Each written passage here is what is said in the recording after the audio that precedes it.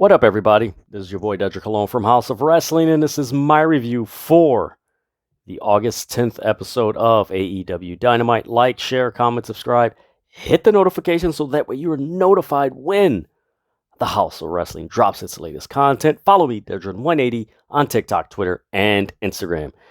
Man, tonight's AEW Dynamite, the start of it was very intense, action-packed, very physical.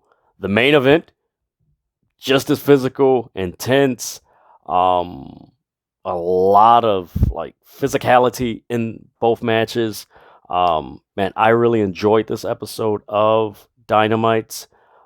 You can tell that things are getting more, just in the matches and in the shows, it's getting very intense, physical, very aggressive. There's just a lot of things. Of course, it's not the perfect show. There's no perfect wrestling show out there, but this is a very good show that is, you could say, is the starting point to the build to All Out, because we're less than, 3 weeks? Almost 3 weeks to All Out, and the way this show ended, we kind of know what the main event for All Out in Chicago will be. So before I go into the stuff that I liked about AEW Dynamite and the things that, I break down the things that happen, I'm just going to start with the results. The opening match was a coffin match. Darby Allin defeated Brody King. Then we had the Tornado Tag match. Andrade, El Idolo, and Rush defeated the Lucha Bros. Then we had Luchasaurus defeat Anthony Henry. It was pretty much a squash match. We had Ricky Starks defeat Aaron Solo. Pretty much another squash match. Then we had Jade Cargill defeat Madison Rayne. Pretty solid match. Honestly, Jade Cargill needs to have both titles. I'll just say that right now. Then in the main event, Jon Moxley retained the AEW World Championship in his match against Chris Jericho. So those were the results for AEW Dynamite. First off, let's start with the Brody King Darby Allin match. Me personally, I was anticipating this maybe being the second match or maybe the third match. I was more anticipating the Lucha Bros versus Andrade and Rush to be the opening match, which took me by surprise because normally AEW and Tony Khan would do that, and I'm like, they're probably going to do that. And it's like, oh, so we're starting off with Brody King and Darby Allin, and let me just say, Brody King and Darby Allin have a very unique and just there is a chemistry there. I would say, granted, their match style and their presentation is different from Ricky Starks, Powerhouse Hobbs, Keith Lee, and Swerve Strickland, which I've mentioned before. But it is up there as far as just this natural chemistry that's just, man, it's there. With the attacks at San Diego Comic-Con, at the signing that Brody King threw Darby Allin through a table, just all that crazy stuff. It's just it hits. It just hits. And this match did not disappoint. This coffin match was something very physical. This is Darby Allin's match. I'm glad that he got the win because lately he's been getting a lot of losses. So now, he's got the win and everything. But man, it started off, Brody King comes to the ring. He has I like the camera where they got a nice shot of Brody King. He's like, oh, and then out of nowhere, you just see this little body just jump on him. And that's how the match started. Darby just jumped him. He came out with the skateboard with thumbtacks, which is his deal. Darby's a physical dude, man. If there's one thing about Darby Allin, man, that dude is a very physical and very intense and aggressive guy. For his size, man, he is a very physical wrestler. It's entertaining to watch because when he gets physical, he lays it in, and you would think he's probably what 5'8", 5'7", 5'8", or something like that. But man, for his size, like to the impact he lays into these guys, man, it's just like you're like Brody King is a big dude, but it's just like damn, Darby's like damn that hurt. So yeah, he brought out the thumbtack skateboard. He wound up cutting Brody King in the face, and he was just bleeding profusely. One thing I did notice about this whole AW Dynamite was the first match had blood, and the main event had blood, and both of them had stakes, and both of them had stories that were progressing. Which I was like, at first I was like, well, I know people are gonna complain, oh, it's blood, it's this, it's that, and granted, I could see that side, but also on the other side, like it's 2022, like most programming that you see, you're going to see blood. In any entertainment sphere, you're going to see blood.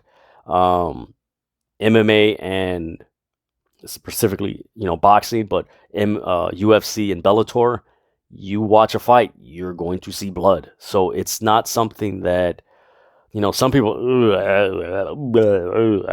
but look, in entertainment programming, all these streaming services, there's some movie you're going to see blood. Some show you're going to see, like, that's just the norm in 2022. That's just how it is. So for me, I had no problem with it. It actually, AEW's lately reminded me of ECW from like '99, with just the physicality and just the rowdy crowd and everything. But yeah, he took the skateboard to Brody's face. He did the Avalanche Code Red from the top rope on Brody King, which is very impressive and fluid. You can tell that, like I said, Brody King and Darby Allin, man, they click, man. Brody King, he did a splash through a table, which Darby escaped, so he just ate all that was outside the ring. The crowd was, like I said, this crowd was hot. Like, this was... AEW usually starts off their shows with like a hot crowd, and they always have a banger of a match that opens the show. And they don't disappoint in their opening matches that set the tone for the rest of the show. Then at that point, lights go out, lights come back on. You got Buddy Matthews, Malachi Black with Brody King. They start just beating the hell out of Darby Allin. Brody King winds up doing the cannonball through a table. Winds up doing the cannonball on Darby Allin through a table. Then there's the whole "We Want Sting" chants. Buddy Matthews goes to the coffin, opens it. Sting is in there. Or as Tony Schiavone says, "It's Sting!" So Sting comes out. He gets in the ring. And what was cool about Sting was that, remember, he got sprayed in the eye. And they played it. He had his makeup with the black mist, and actually, if you go back and look at it, his eye, they had the black contact lens in his eye, and it's like, ooh, attention to detail. Like, man, that's so good. So you had that. Then he beats up Buddy Matthews, and then you have this cool stare down between Sting and Malachi Black, and it's just like, ooh. And what led to the stare down was Sting tossed Malachi Black his bat, and Malachi just holds the bat, and he's just looking at, man, Malachi Black is this dude is a freaking modern day Jake the Snake Roberts. Like, the way he moves and the way he just does things, like he is like a serpent. Like, he just man, so smooth. So he walks out, and then Sting is like, no. So you have this unique stare down between Sting and Malachi. Like, they're face to face. And they're atop the stage. So you have that Darby. While this is going on, he winds up choking Brody King with his own chain. Brody passes out, falls in the coffin. 1, 2, 3. That's the match. I love the match. I'm glad Darby got the win. I'm really interested to see where Sting and Malachi Black are going, because, of course, we have the whole Miro thing, which I'm going to get into later. Then we had a backstage promo with Moxley. He basically hyping up his main event match. I'm gonna push you to the breaking point. Then we get another backstage segment with Chris Jericho as the Lionheart Chris Jericho. He's like 2 years. It's been 2 years since I had a match with Jon Moxley for the title. I'm going to take the title back. You wanted to face the Lion Tamer. Stu put me through pain, and I'm going to put you through pain. So that was basically that segment. Then we had Andrade and Rush versus Lucha Bros. Tornado tag. I tried to take notes on this. There's no way you could take notes on these guys. Like, this was so fast-paced and enjoyable. It did remind me of the fast-paced tag team matches that we used to have in WCW with the Cruiserweight divisions with like Juventud, Rey Mysterio, Eddie Guerrero, Psychosis. I know I'm missing someone else. Billy Kidman. All those guys in the Cruiserweight division, like, you just had those crazy matches. It had that vibe, but also this reminded me of a lot of those super crazy and Tajiri matches from ECW. Like, this was intense, man. I love this match. I'm glad Andrade and Rush got the win. They did announce the tournament for the Trios Championship tournament, and I'm not going to go into detail of who's in there, but as far as the participants, so you're going to get Andrade, Rush, and Dragon Lee. You're going to get the Death Triangle. You're going to get the Young Bucks and their mystery partner. You're going to get the Dark Order. You're going to get the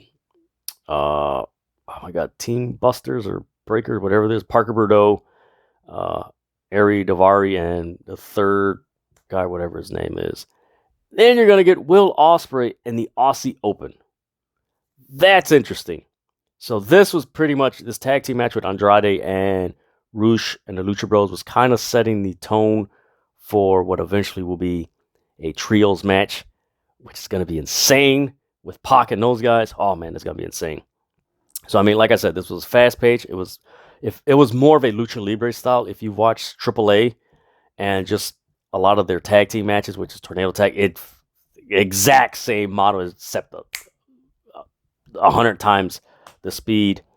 There was a cool spot where Penta did the backstabber on Andrade. The crowd was into it. Rush and Andrade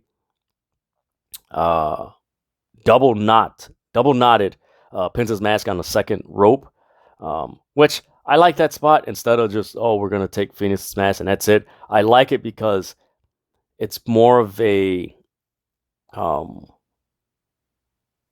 it deviates from a typical tactic that they use where, we took his mask. Like, now they double knot. It's like, dude, how the hell is he going to get out of his mask? Like, he can't get out of his mask because it's tradition. He can't do that. But Penta broke up a pin and lost his mask, which was crazy because he just came out there. I know it had to hurt because, man, he just sprinted out there. It was like, ooh, damn, I hope his mask doesn't hurt. At that point, you had Alex Alejandro throw in the second mask. Andrade caught it and started beating up Penta. He threw the mask in the crowd. Then the crowd started chanting, throw it back, throw it back, throw it back. I thought that was so cool that you could tell the crowd was aware, like, hey, throw that thing back. Like, we don't want them to win. Like, I thought that was so cool. I haven't seen a crowd react like that since ECW.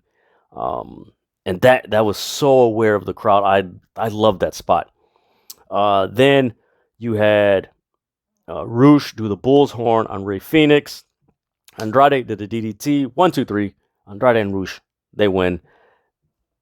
Check that match out, man.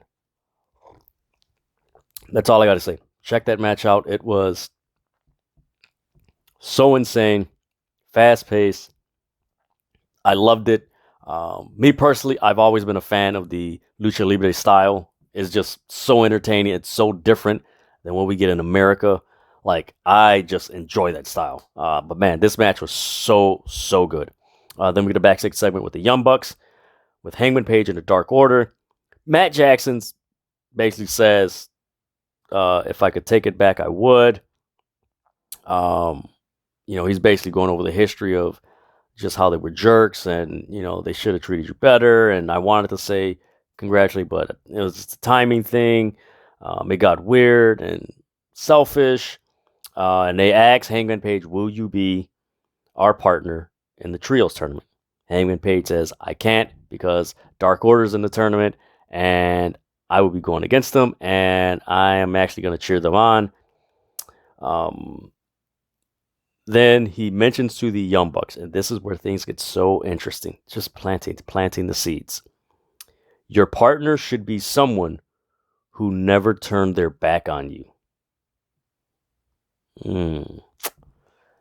Could we be seeing Kenny Omega next week on Dynamite? That is the big question. And man, this is fun. AEW now is starting to get some guys who were injured back. So now we're going to get some fun stuff. We're going to get some fun stuff in the next couple months. Side note, that coincides with what we're seeing in WWE. This is fucking fun. I love this, man. This is so much fun. Then we get a promo from Jungle Boy. Or actually, no. We get Jungle Boy on commentary. We get pretty much a squash match. Luchasaurus against Anthony Henry. Does a German suplex. Headbutts him. Pins him. 1, 2, 3. He's celebrating. Christian interrupts. And as he's talking, Jungle Boy looks. He looks. And then he just runs to the back. He almost just tackled Christian before security got him. Christian walks away. They cut to commercial. I like this feud. I know eventually we're going to get this at All Out. This All Out is actually looking to be very, very good. Not saying it was going to be bad, but there's going to be some very intense rivalries at this AEW All Out pay-per-view in Chicago. This is going to be very intense. A lot of intense feuds. Honestly, I wouldn't be surprised if there's a lot of blood through all these, but hey, it is what it is. But man, this is going to be really intense. So then we get, excuse me, guys. We get a promo from Miro. And he's talking about Malachi Black. He's raking references to him. And then, you've never seen anybody interrupt a Miro promo. And Julia Hart comes through and grabs his beard. And he utters the words, only one woman can touch my beard. The last few promos that Miro has made on TV, he's made references to a woman. Only one woman. Are we eventually going to see Lana in AEW? Because it really feels like we're headed to that direction. It does not feel like it's being more frequent. And let's face it, it's a trope in all of professional wrestling. WWE does it, Impact does it, AEW does it, New Japan does it. They all do this. So it's nothing, oh my God, this is organizational specific. No, it's not like that. Then we get a promo from Jay Lethal, Sanam Singh, Sanjay Dutt. They start talking. Wardlow comes out. He's like, you know what? You want a championship? You're on. Before I do that, I'm whooping all your asses. He starts heading to the ring. Then FTR music hits. FTR and Wardlow come to the ring. Lethal, Sanjay Dutt, and Sanam Singh, they leave the ring. Jay Lethal tries to hit Wardlow. They catch him. He catches it, throws him to FTR, does the big rig. They leave. I like that FTR and Wardlow are with him, but man, I am not feeling this Sanjay Dutt, Sanam Singh, and Jay Lethal thing. I am not feeling it. I can't say that it is not as annoying as Dan Lambert and America's Top Team, but it's on the same level as it's not interesting. It is not interesting. Sanam Singh with Sanjay Dutt is very interesting. Sanam Singh and Sanjay Dutt with Jay Lethal, it doesn't add to it. I don't know. Maybe if Sanjay Dutt and Sanam Singh were with I don't know, Lance Archer or something like that. Like if it was a big guy and another, like, I don't know, but it's just something that doesn't fit with Sanam Singh with Jay Lethal. Like it doesn't fit, and it doesn't click to me. How long they go with it or where this is headed, I don't know. I hope it gets there soon and it's over soon. But I am not feeling that Sanjay Dutt, Sanam Singh, Jay Lethal trio. Like I don't know. They have to mix that up. Hopefully they do. But man, I am not feeling it. Hopefully Wardlow moves on to somebody else. Hopefully Powerbomb Sanam Singh just ended already. Then we get a backstage segment with Jazz, and basically it ends in Anna Jay choking out a woman, which kind of came off corny because it's like, oh, you, like it didn't come out very, like it just didn't come off like, I don't want to say well, you could say authentic. Like it just didn't come out like she was angry. It came out like she was acting angry, and it was just like, yeah, all right, you're choking her out. All right, it is what it is. Thankfully, the segment was short because it wasn't long or anything, but it was just, whatever. Then we get Aaron Solo versus Ricky Starks. Man, Ricky Starks, star on the rise. I think what we're seeing this year in AEW is we're starting to see the transition from the established guys that came from WWE to now the guys like Ricky Starks. Not all the WWE guys, but the top, but really like the Punks and Danielson and Jericho and those guys. Like we're starting to see more attention given to the Ricky Starks, the Darbys. We still don't know when MJF is coming, but it does sound like it's soon. You know, getting all this attention and everything. But man, Ricky Starks, he beat the hell out of him. There was a point in the match where the ref threw Cole Carter out from ringside. Then there was a lot of "Let's go Ricky" chants. Like he's over. Like he is super over. He wound up doing a tornado DDT off the ropes on Aaron Solo. And man, he did it was such a cool spear. So Aaron Solo throws Ricky Starks off the ropes. He tries to kick him. He misses him. Ricky bounces off the rope and spears him. Like it was so fluid. And man, that was so good. He pins him. Then Camarado comes out. He tries to hit him with a chair. He does a spine buster. Then Aaron Solo and him try to double team Ricky Starks. He runs through the crowd. Hobbs is upset. They hit him. Again, this was kind of another segment where, it was cool, but like it just kind of felt like it went flat as the match and just the post-match thing went on. The match was decent, but like the post-match just kind of went just a little flat. But as long as Ricky Starks just came out looking good, and the crowd was, when he went through the crowd was popping and everything. So it did that, but just that whole post-match thing to the point where he was in the crowd, it was, wasn't, like it was just, that's just how it was. Then we had a backstage segment with Billy Gunn and the Gun Club, and he's talking, he's like, this is why I was more behind the Acclaim. Like, how did you guys lose a match? The only match I made famous. The only match. And he laid into him. And then, out of nowhere, man, Stokely Hathaway, man, I'm very interested to see where this is headed with Stokely Hathaway. Like, where is this going? Like, he keeps recruiting guys. Like, what is he recruiting? And keep in mind, Stokely Hathaway was MJF's manager at one time. So, what is happening with MJF?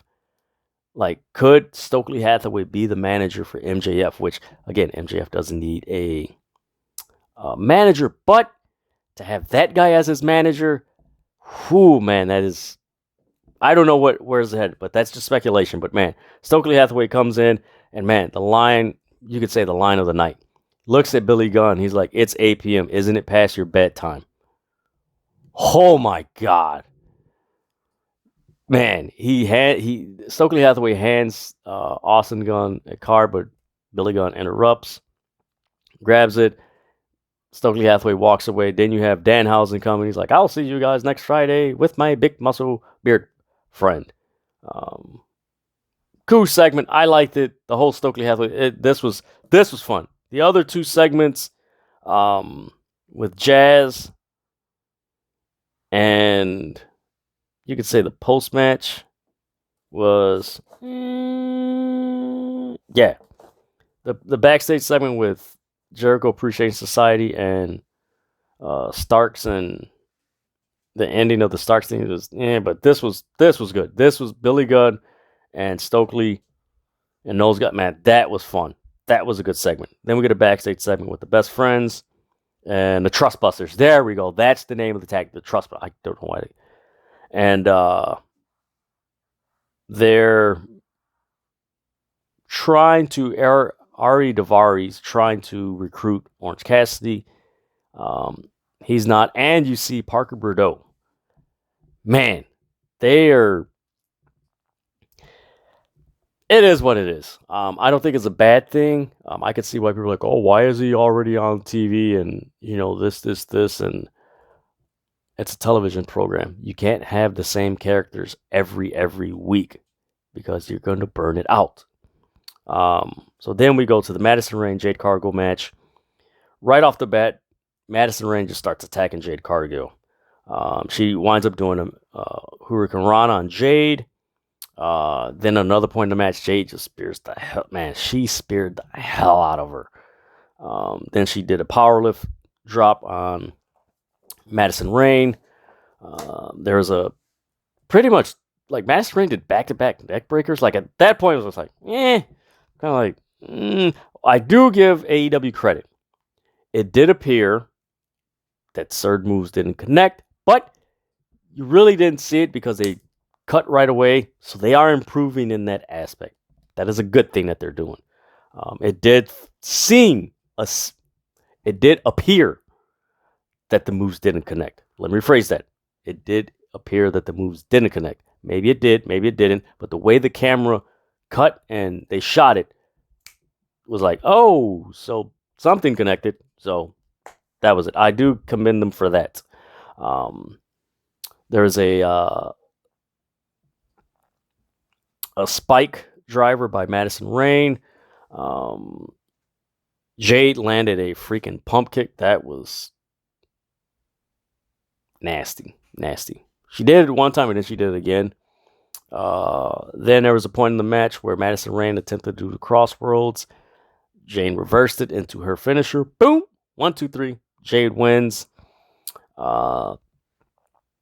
She's celebrating, and I like the camera shot where she's celebrating, and then from the back, you just see Athena just come.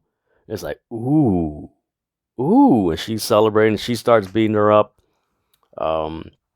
Crowd starts cheering. So apparently we might get Athena versus Jade Cargill at All Out. Not a bad match. That should be interesting. Could Athena be the first person to defeat Jade Cargill, man? That is going to be very, very interesting how this plays out. We get a backstage segment with Thunder Rosa and Toni Storm. They announce that Statlander is out and Toni Storm moves up to the number one contender. And you have this, they've been friends, Thunderstorm, they've been in tag teams, and Thunder Rosa's like, we'll talk about the title match later. And Toni Storm mentions, hey, I was here to, I want to be the best wrestler on here. It does appear somebody's going to be turning heel. Either Toni Storm or Thunder Rosa. Somebody's going to be turning heel. I don't know if it's going to be Thunder Rosa because she has gotten pops in spite of the very lackadaisical booking of the women's division. So it's really interesting how that plays out, but that will be another match we will get possibly at All Out. I'm all for it.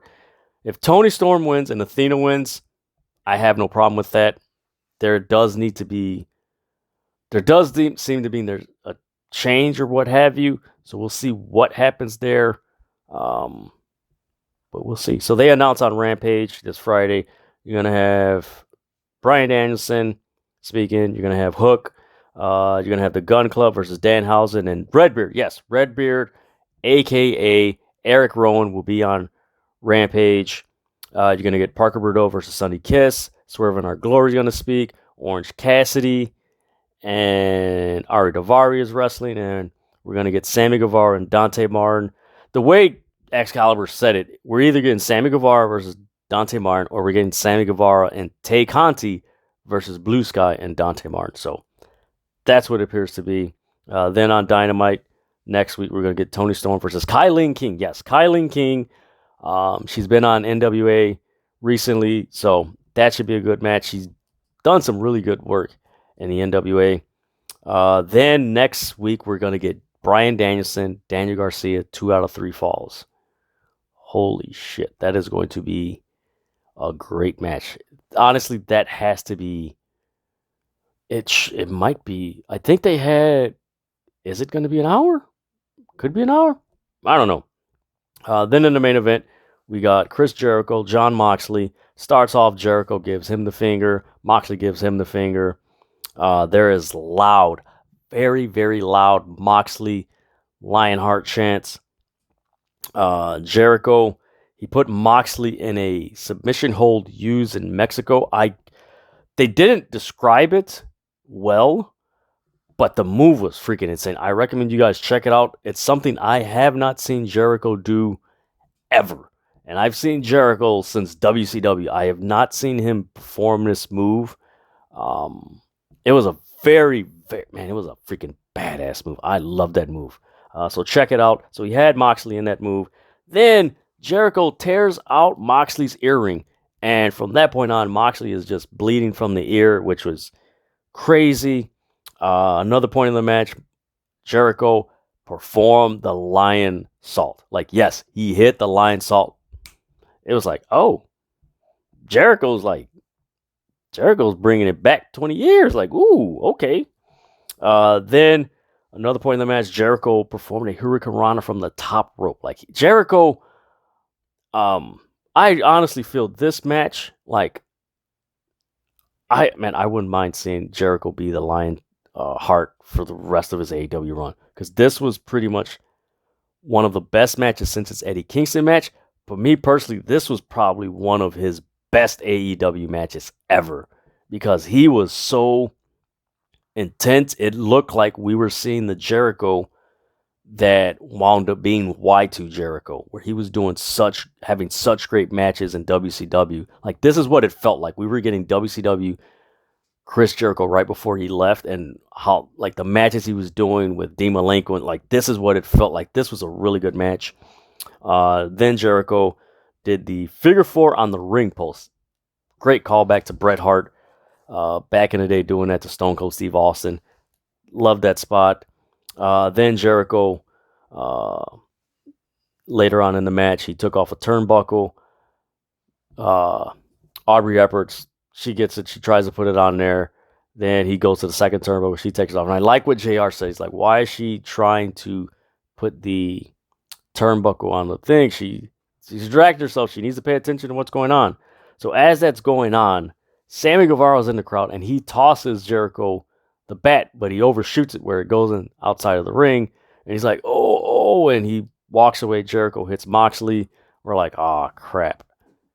Jericho's going to be the next champ. No, Moxley kicks out. Love that. As he kicks out, you just get a loud Fight Forever chants. Not for the video game, for the actual match. Then Jericho winds up hitting the exposed turnbuckle. Moxley puts Jericho in a sleeper. He has him in there for a while. Jericho taps. That is all. Jon Moxley defeats Chris Jericho. So after the match, we get Jazz attacking Moxley. Then the Blackpool Combat Club, along with Ortiz and Eddie Kingston. No Bryan Danielson. So they're just battling it out. Then you have Daniel Garcia and 2.0 come out, so they have the advantage. So at this point, I think people were anticipating like Danielson or what have you. Nope, it was not Danielson. Lo and behold, CM Punk makes his return. CM Punk comes out to one of the loudest reactions he's had in AEW because it was not anticipated. It wasn't expected. It just like, whoa, this is cool. And he starts clearing house. And the last two guys in the ring are Moxley and CM Punk. So you have this stare down. I love this stare down. It reminded me of they were kind of doing the same head turn like Rock and Hogan did. And you see Moxley all bloody, and he looks at CM Punk, and he just gives him the finger. It's like, whoa! He just and walked away. Like he bumped his shoulder, walked away. And you see Claudio congratulating Moxley and CM Punk. He starts hopping around on the leg that, was injured. And he sits there, and this was dope, man. This was, and that was the end of AEW Dynamite. I love this ending. CM Punk, John Moxley, Athena, Jade Cargill, Tony Storm, and Thunder Rosa. Those are pretty much the 3 title matches we're going to possibly get at All Out. Trying to think of what other match we're going to get at All Out. And All Out's looking to shape up to be a very good card. I think out of all the All Outs that they've had since 2019, the first All Out, 2020, which was crazy with that Matt Hardy spot. Of course, 2021 with the whole CM Punk, Daniel Bryan, Adam Cole returns. I think this All Out, the 2022 All Out, is going to be one of the most intense All Outs because most of the matches that we see that are set up, there's a lot of intensity and aggression in these matches. And I don't think AEW has had a pay-per-view like that in quite a while, if not ever. And that is going to be a fun pay-per-view to watch. And I don't recall Moxley and CM Punk ever wrestling in WWE. As far as Dean Ambrose and CM Punk, I don't think so. So to have John Moxley and CM Punk, guys who can give promos, and that's the main event. Because remember, CM Punk is still the AEW World Champion, and Moxley is the interim World Champion, even though he hates that saying. So we're on a collision course for that match at All Out, and I'm all for it. I am all for that pay-per-view. That is going to be fun. That is going to be a big fight. That is going to be a brawl. I would not be surprised if that match over-delivers, but that is going to be a sensational match. So that is what we have coming out of Dynamite. Of course, certain things I really didn't like. The Sanjay Dutt, Sanam Singh, Jay Lethal thing is just not. They come out, but it's just dry. It's bland. Like there should be a substance to it where you just like you want to get invested, but it's just something just like it's like eating a freaking cardboard. Like it's just something's not connecting. And mind you, like I said before, Sanam Singh with Sanjay Dutt, really cool. But those two with Jay Lethal, it just doesn't. It's something about Jay Lethal's presentation. It just doesn't click with me, and it's just not clicking. But we'll see. But hey, again, who is the Young Bucks partner next week? Because they will be facing Andrade, Rush, and Dragon Lee next week. So who will be the Young Bucks mystery partner? Who will it be? We'll see. This is going to be interesting how this plays out. So this is going to be fun with AEW and going to All Out, man. Like I said, man, another reviews. Pro wrestling right now is starting to be very, very fun. And, let's just have fun, man. This is fun. I like this, what AEW is doing. I like what WWE is doing. Impact Wrestling, I like what they're doing. New Japan, they got the G1 going on. That's clicking. Triple Mania, I believe they got another, or Triple A, I believe they got another Triple Mania coming up pretty soon. It is a fun time to be a wrestling fan. There's so much going on, and this is just fun. So that is my review for the August 10th episode of AEW Dynamite. Like, share, comment, subscribe, hit the notification so that way you're notified when the House of Wrestling drops their latest content. Follow me, Dedrian180, on TikTok, Twitter, and Instagram. And with that, let's stop fighting over wrestling because there is so much good wrestling going on. I'm out.